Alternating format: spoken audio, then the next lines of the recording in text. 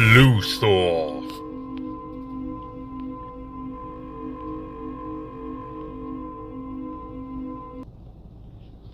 Greetings, my dear viewers. It is I, Drayon, back once again with another Dungeons & Dragons character conversion, Iron and Blood Warriors of a Ravenloft series. Today we are looking at the second hero that you can play as on the light side of the teams.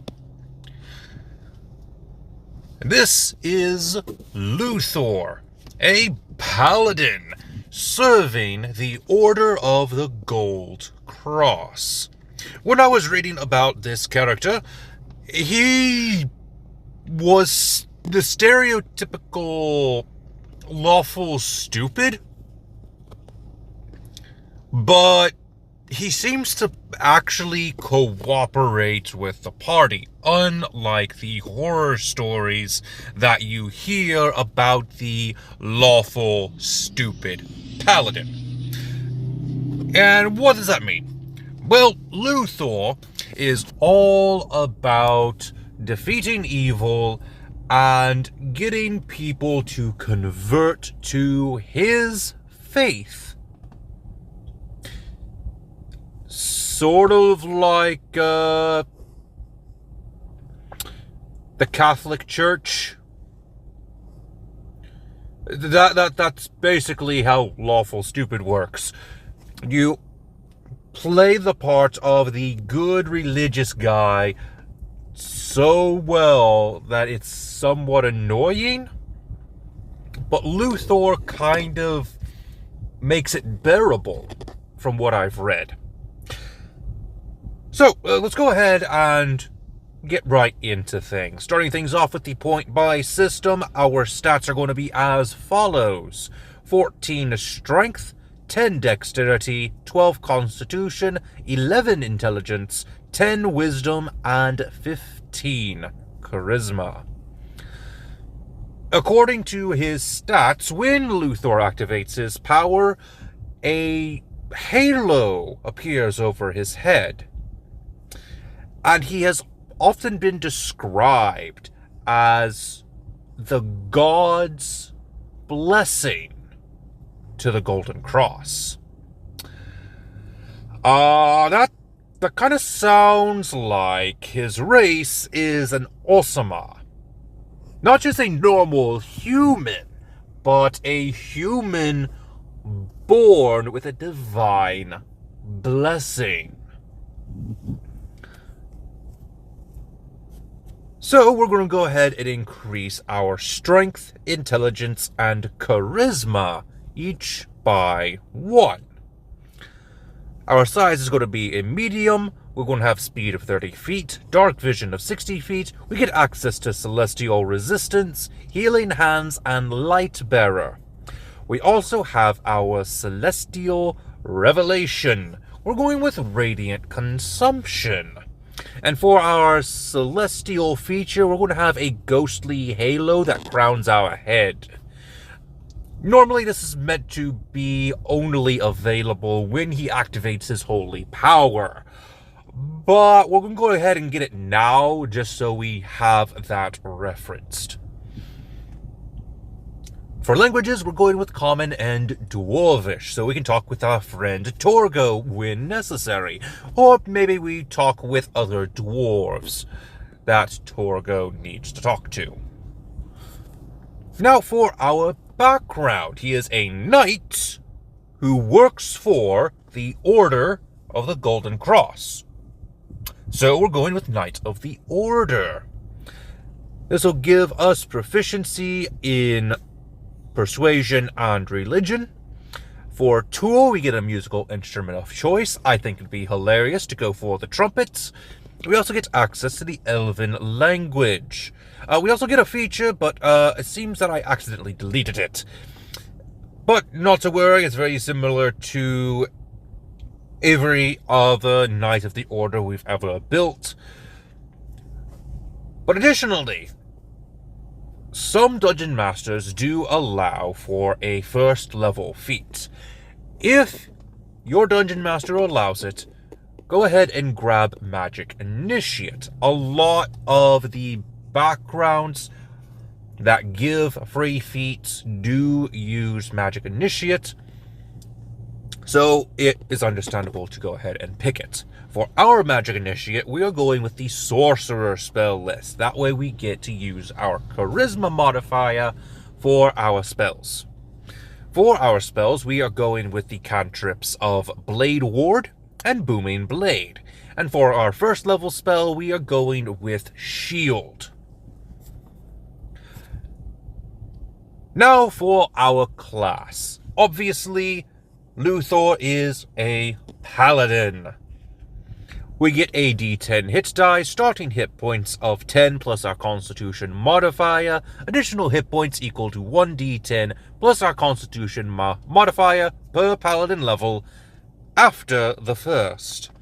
For your proficiencies, you are proficient in all armor and shields, simple and martial weapons. For saving throws, you will be proficient in wisdom and charisma. And for your skills, I would like to recommend athletics and insight. You also get access to Divine Sense and Lay on Hands.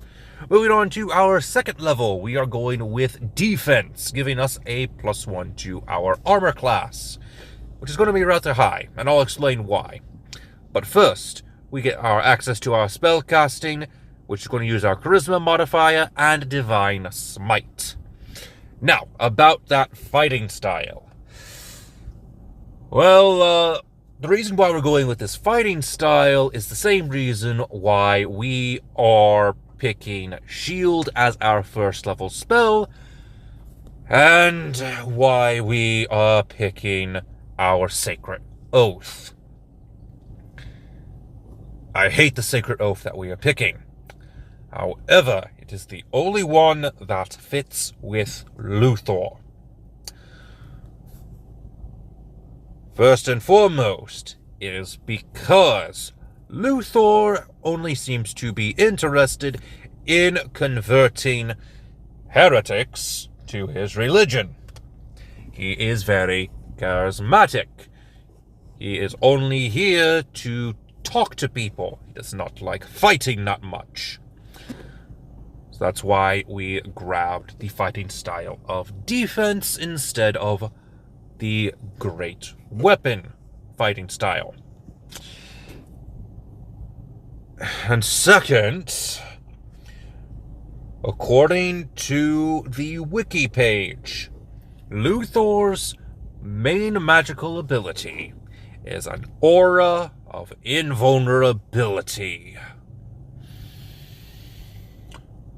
No Sacred Oath has an aura of invulnerability, except for one, but only at later levels.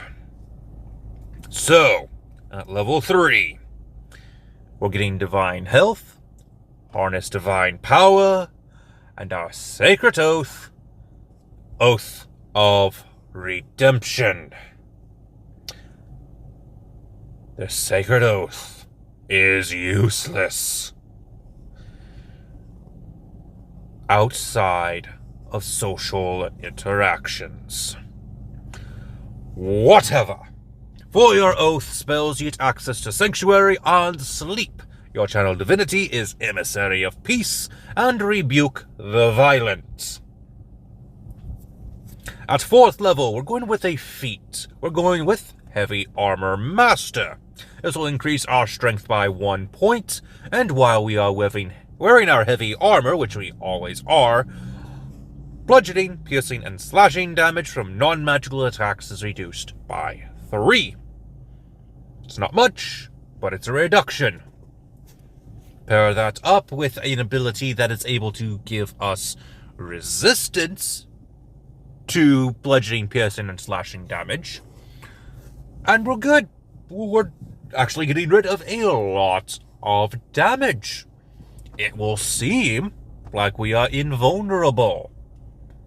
We'll get the actual invulnerable features a little bit later.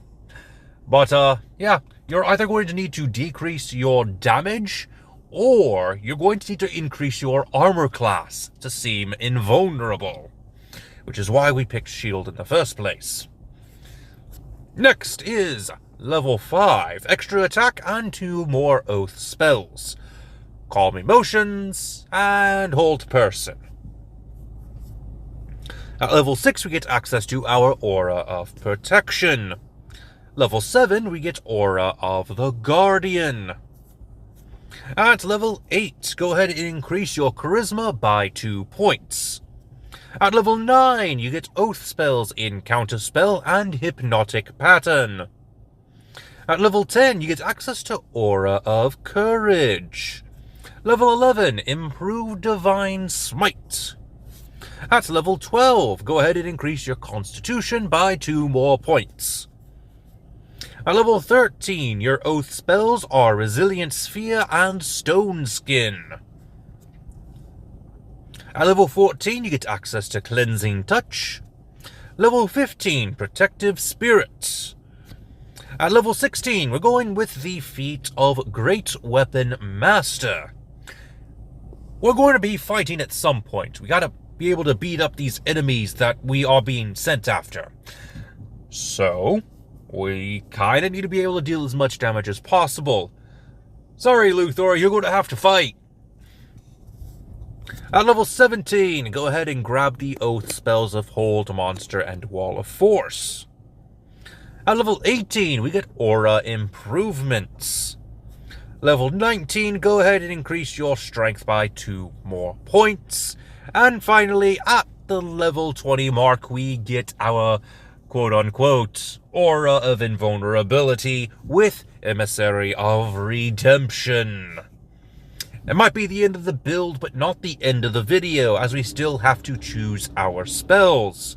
And here is the spell list that I recommend for you. At first level, Bless, Command, Purify Food and Drink, and Shield of Faith. Gotta increase that armor class somehow. At second level, Lesser Restoration. If you don't have this, you're probably not a very good paladin. Prayer of Healing, and Protection from Poison. At third level, Crusader's Mantle, Revivify. If you don't have this, you're not a very good healer. And Spirit Shroud.